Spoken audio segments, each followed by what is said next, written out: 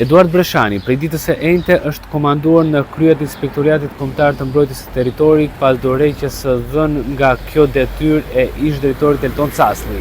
Elton Casli, i cili prej një jave ka dhënë dorëheqjen në Inspektoratin Qendror Kombëtar të Mbrojtjes së Territorit, kjo nisur nga fakti pas aksionin në cilin u zhvillua në qytetin e Sarandës, ku konstatuan një sër ndërtimesh pa leje.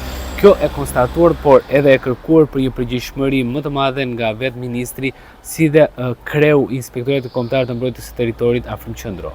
Eduard Breshani do të jetë tashmë drejtuesi i KMT-s në Vlorë, pas dorëheqjes së Elton Caslit nga drejtimi i këtij institucioni.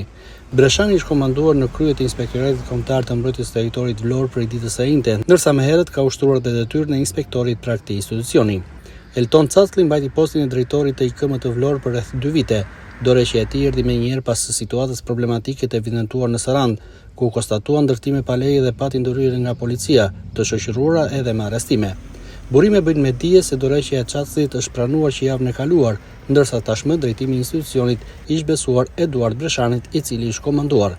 Breshani nuk është një emër i panjohur për administratën lokale në Vlorë. Përveç se ka punuar si inspektor në Inspektoratin Kombëtar të Mbrojtjes së Territorit, ai ka mbajtur më parë edhe postin e drejtorit të zonave të mbrojtura në qarkun e Vlorës. Tashmë ai merr një tjetër detyrë me rëndësi në një moment delikat për institucionin, kur kërkohet më shumë kontroll në territor dhe mos tolerimi i ndërtimeve pa leje. Komandimi i tij vjen në një periudhë kur vëmendja ndaj zbatimit të ligjit në zonat bregdetare është shtuar ndjeshëm, sidomos pas problematikave të fundit të evidentuara në qytetin e Sarandës.